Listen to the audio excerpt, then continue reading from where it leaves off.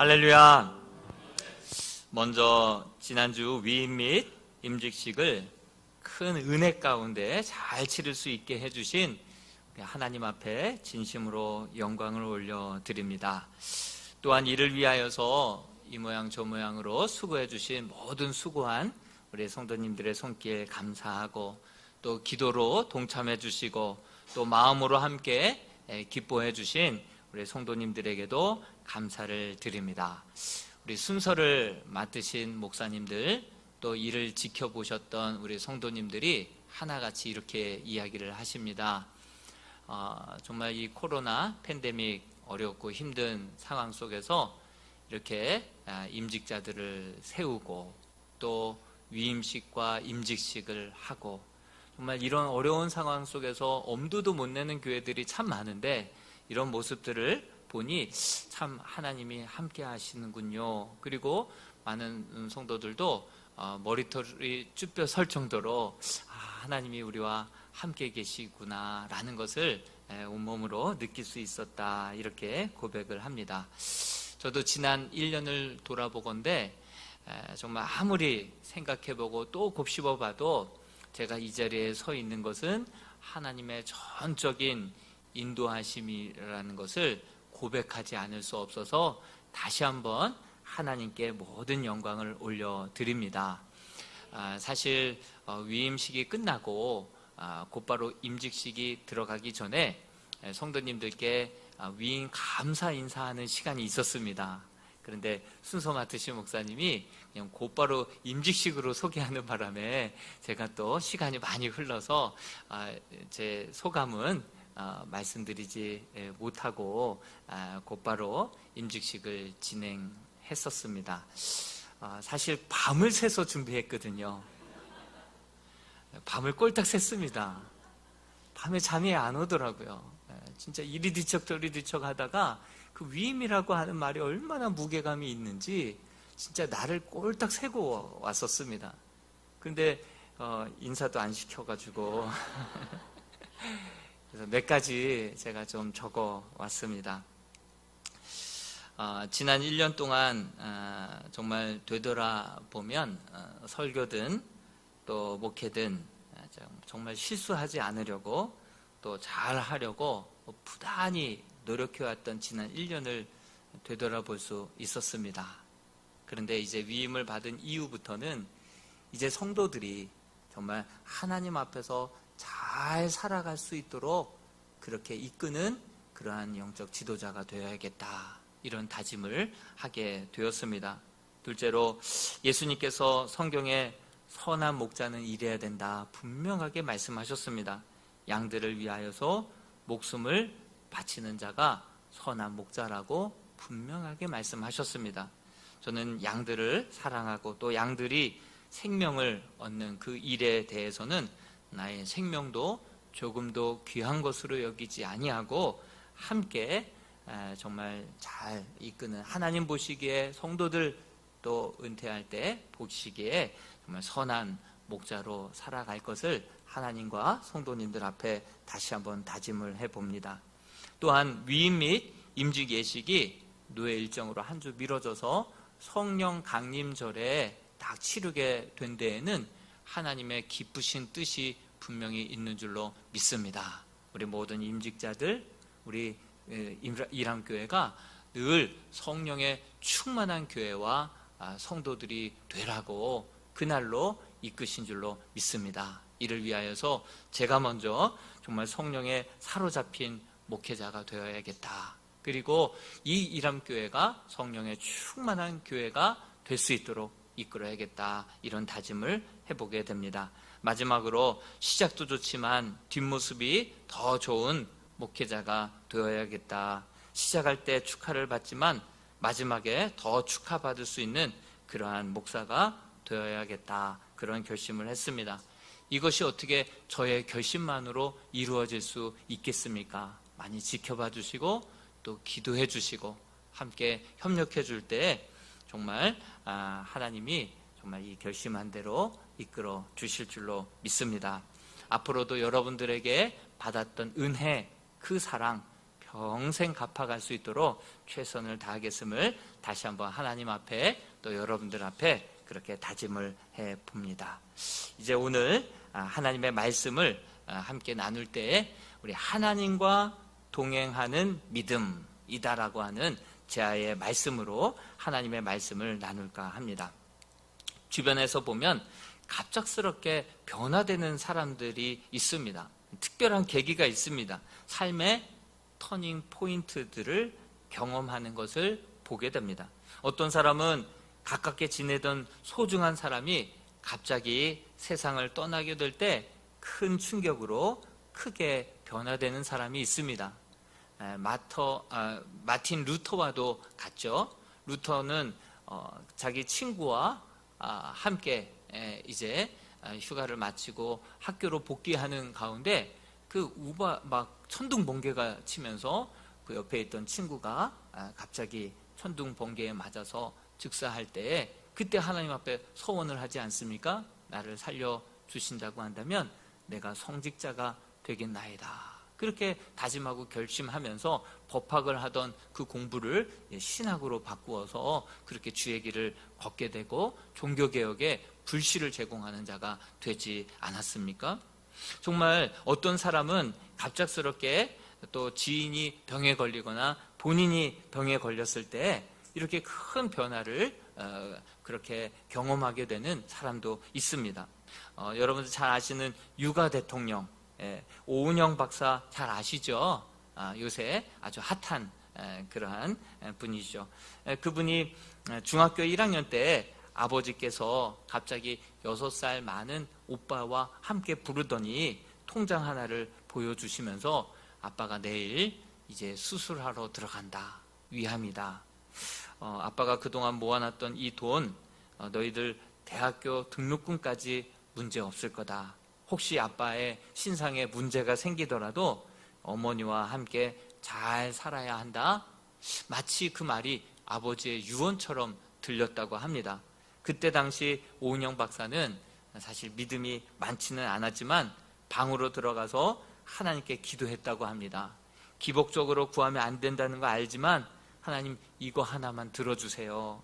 그러면서 우리 아버지 건강만 되찾아 주시면 저 열심히 공부해서 의사가 되겠습니다.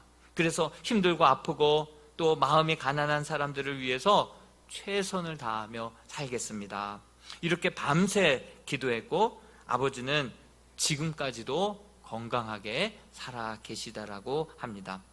하나님과의 약속을 지키기 위해서 정신건강의학과 또 전문의 과정을 수료하고 그 이후에 소아 청소년과를 전공을 해서 지금의 유가 대통령이 된 것입니다. 마음이 아픈 이들 치료해주고 그렇게 돌봐주는 정신과 의사가 될 수 있었던 것입니다. 그러던 중에 2008년도에 청천벽력과 같은 그러한 소식을 듣게 됩니다. 담낭에 종양이 있는데 엑스레이 상으로는 악성인 것 같다. 악성이면은 몇 년 더 사냐 물어보자 6개월 더 산다. 그런데 수술 전날에 대장암 전문의 후배가 함께 들어온 것입니다. 나 신방 왔냐? 그러자 대장에서도 암이 발견됐습니다. 그러면 이렇게 대장까지 퍼졌다고 한다면 몇 개월 사냐? 물어보자 3개월이라고 얘기를 했습니다.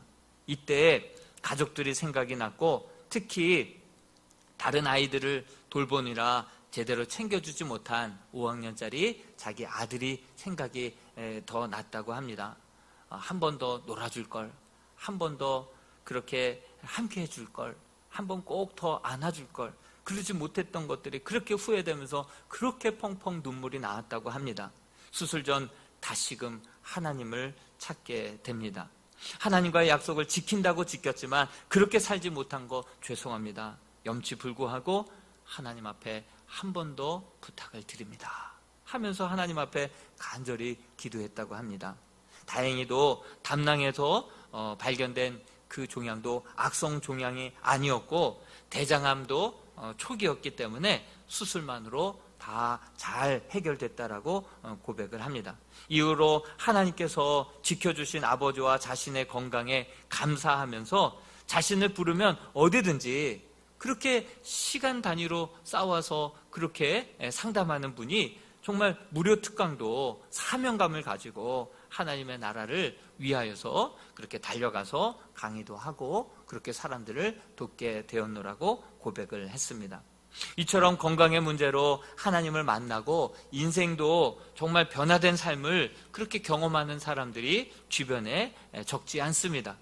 어떤 사람은 갑작스럽게 사업이 어렵게 되면서, 또 어떤 사람은 결혼하게 되면서, 또 어떤 사람은 아이를 정말 어렵게 갖고 또 어렵게 낳는 그 과정을 통하여서 온전히 터닝 포인트, 그 경험을 하는 사람들을 보게 되는 것이죠. 그럴 때 하나님을 만나고 그 만남이 깊어져서 하나님과 사귐이 있고 하나님과 날마다 동행하는 삶으로 이어지는 그러한 사람들이 우리 주변에 많이 있다는 사실이죠. 오늘 본문의 말씀에 보면 에녹의 나이가 에녹이 365세를 살다가 세상을 떠났다, 이렇게 기록하고 있습니다. 그런데 300년을 하나님과 동행했다라고 성경은 기록하고 있습니다. 그렇다고 한다면 65세 때에 어떤 일이 있었기에 그때부터 300년을 하나님과 동행하게 되었을까요? 어떤 일이 있었기 때문에 정말 하나님을 기쁘시게 하는 자다라고 하는 증거를 그렇게 받았을까요? 그때 어떤 삶의 터닝 포인트가 있었기 때문에 65세 이후에 300년을 하나님과 동행하는 삶을 살게 된 것일까요? 성경에 보니까 에녹은 65세에 무두셀라를 낳았다, 이렇게 기록하고 있습니다. 하나님을 깊이 경험하게 되었고 그렇게 아들을 낳으면서 하나님과 동행하는 계기가 생겼다라고 하는 사실이죠. 에녹은 무두셀라를 낳았을 때 어떤 사건이 있었는지 사실 성경에는 자세한 기록이 없지만 그의 이름을 살펴보면 그 이름에는 정말 놀라운 하나님의 계시가 담겨져 있음을 알 수가 있습니다. 무투셀라라고 하는 것은 히브리어로 무투셀라흐라고 하는데, 이 무투라고 하는 뜻은 바로 사람이라고 하는 뜻이고 셀라흐라고 하는 뜻은 투창이라고 하는 뜻을 가지고 있습니다. 그래서 이것을 합치면 창을 던지는 자다, 이런 뜻이 바로 무두셀라라고 하는 이름의 뜻입니다. 그때 당시에 고대에서는 전쟁이 일어나면 군대의 맨 앞에 창 던지는 자가 서 있습니다. 맨 앞에 창을 던지는 자가 쓰러지게 되면 그 전쟁에서 패하는 것이고, 그때부터 그 민족은 죽음과 약탈을 당하게 되고 패망을 하게 되어 있었습니다. 다시 말해서 에녹은 무두셀라를 낳을 때 그의 이름을 하나님께 받으면서 그가 죽으면 이 땅에 심판이 임할 것이다 라고 하는 계시를 전달받았던 것입니다. 이러한 이유 때문에 유다서에서는 이 에녹을 바로 예언자라고 기록하고 있습니다. 유다서 1장 14절에서 15절 말씀을 같이 한번 읽어보겠습니다. 시작.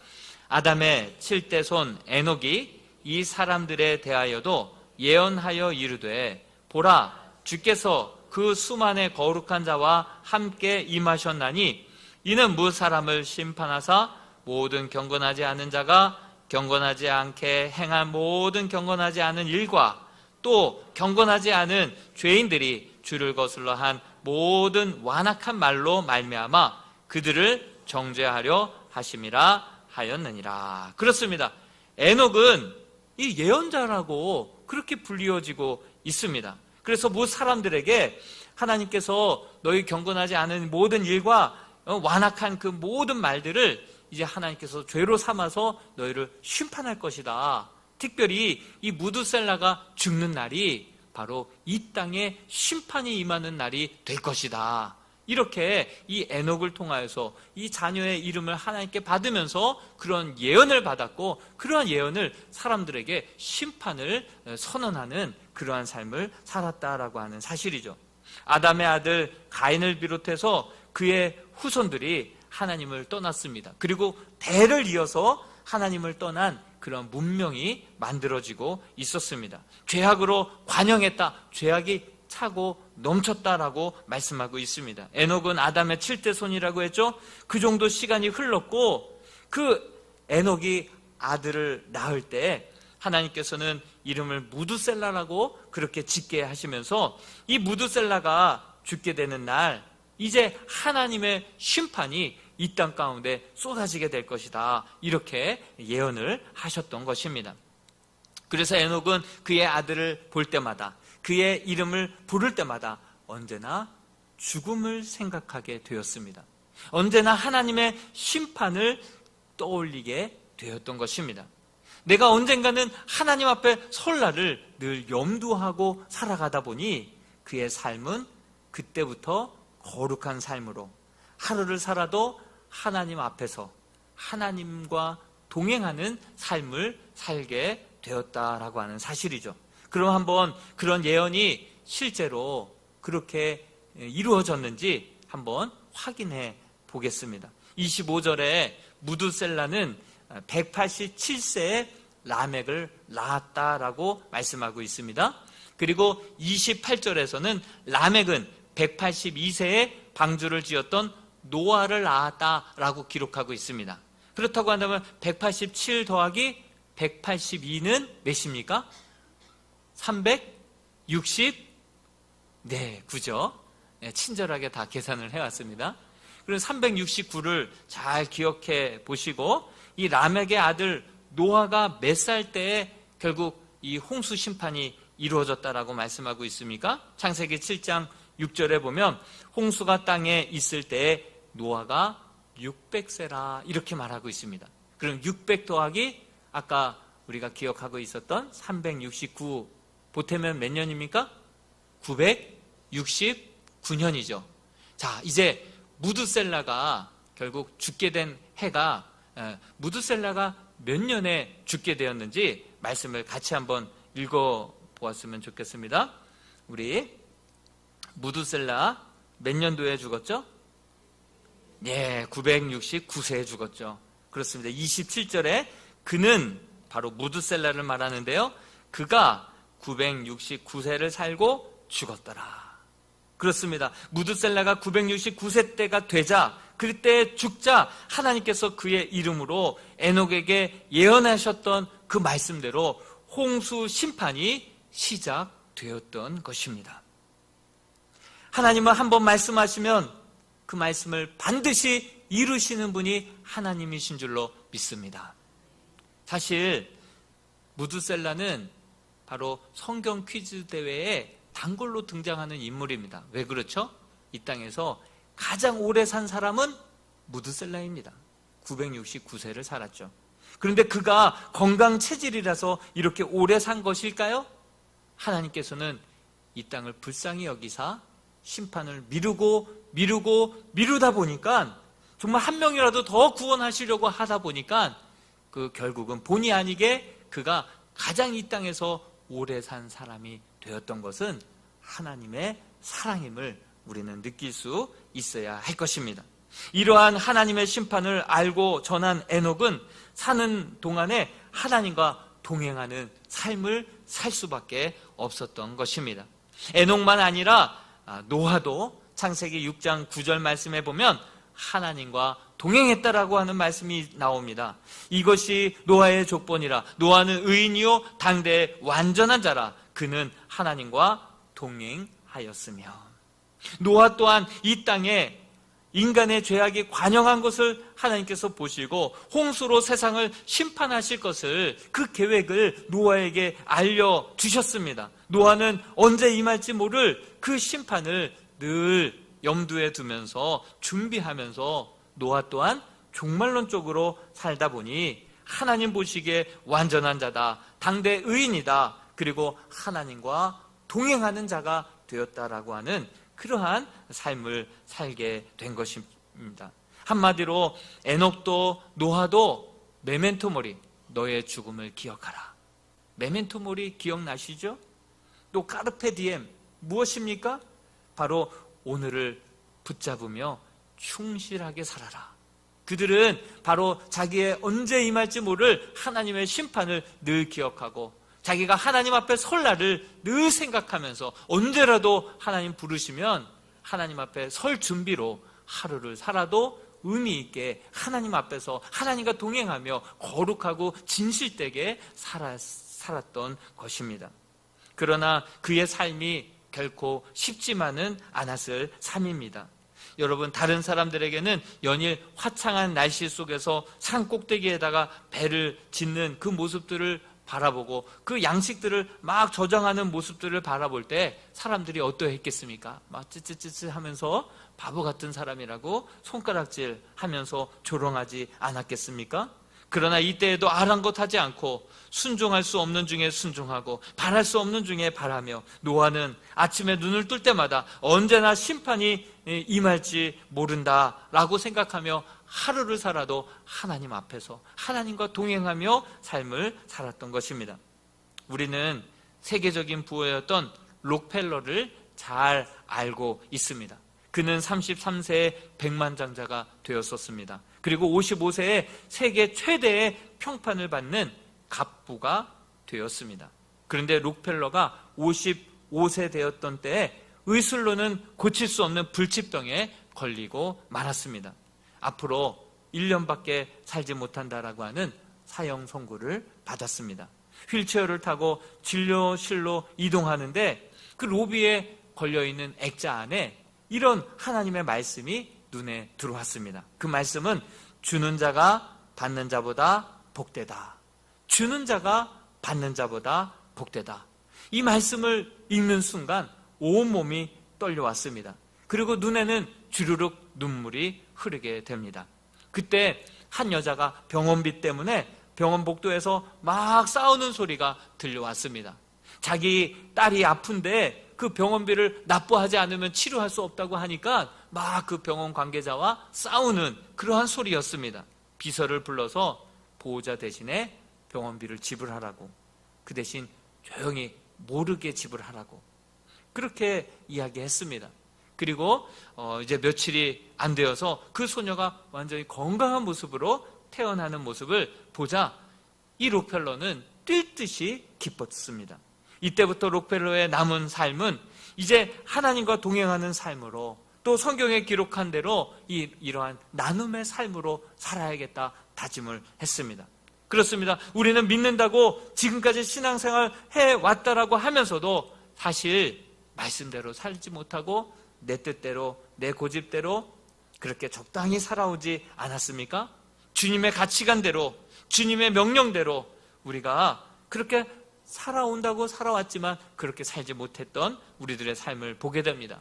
그런데 이렇게 생각지도 못했던 인생의 고난이 찾아오자 그때서야 서서히 바뀌기 시작하고 하나님의 말씀에 순종해 보기 시작하고 정말 하나님의 자비와 은혜와 긍휼을 붙들기 시작하면서 하나님과의 동행이 시작될 때 그때서부터 놀라운 인생의 변화가 시작되는 것입니다. 이러한 고난을 경험했던 다윗은 이렇게까지 고백하고 있습니다. 시편 119편 67절에 이렇게 고백하고 있습니다. 고난당하기 전에는 내가 그릇 행하였더니 이제는 주의 말씀을 지키나이다. 그러므로 고난이 우리에게 축복이 된다는 이유가 여기에 있지 않습니까? 록펠러가 남은 이 1년 동안 이전과는 전혀 다른 삶을 살게 되었었습니다.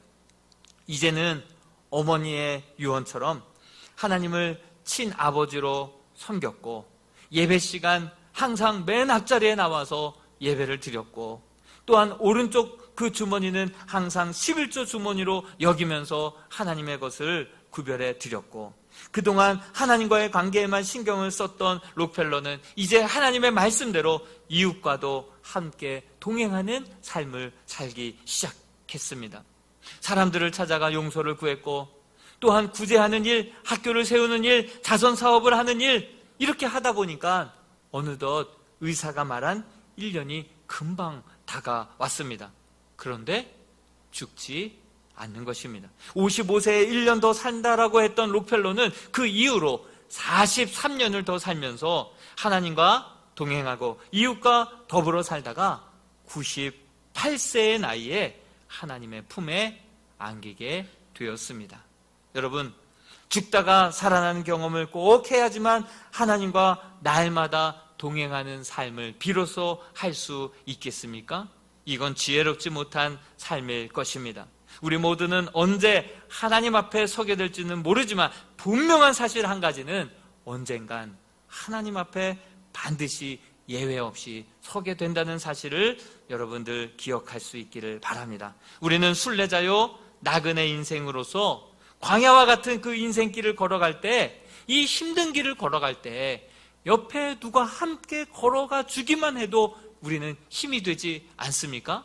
그런데 그 사막, 그 광야를 몇 번이고 왔다 갔다 했던 안내자와 함께 그 길을 걷는다고 한다면 우리는 얼마나 든든하고 정말 힘들거나 피곤하거나 두렵거나 막막하지 않고 주와 같이 길 가는 것 즐거운 일 아닌가, 콧노래 부르면서 그 사막, 그 광야길 걸어갈 수 있지 않겠습니까? 우리 인생에 함께 동반자가 되기를 원하시는 우리 주님, 어떠한 분이십니까? 700년 전에 이사야는 우리 주님에 대해서 이렇게 기록을 해놨습니다. 이사야서 9장 6절의 말씀인데요, 같이 한번 읽어보겠습니다. 시작. 이는 한 아기가 우리에게 낳고 한 아들을 우리에게 주신 바 되었는데 그 어깨에는 정사를 메었고 그의 이름은 기묘자라, 모사라, 전능하신 하나님이라, 영존하신 아버지라, 평강의 왕이라 할 것임이라. 아멘. 그렇습니다. 기묘자라, 모사라, 원더풀, 우리의 카운셀러다. 그분이 우리와 함께 이 길을 걸어가 주신다고 한다면, 그 우리 주님이 우리의 인생길 함께 동행해 주신다라고 한다면 얼마나 더 큰 위로와 힘이 되겠습니까? 예수님은 이 땅에 육신을 입고 이 땅에 오셨습니다. 그래서 가난한 또 목수의 아들로 태어나서 정말 태어날 때는 누울 자리 없이 예수님은 태어나셨죠. 사생아로 태어나셨습니다. 깡촌에서, 무슨 나사렛에서 이런 선한 것이 나올 수 있느냐 했던 깡촌에서 무시당하고 가난과 멸시 속에서 우리 주님은 자라셨습니다.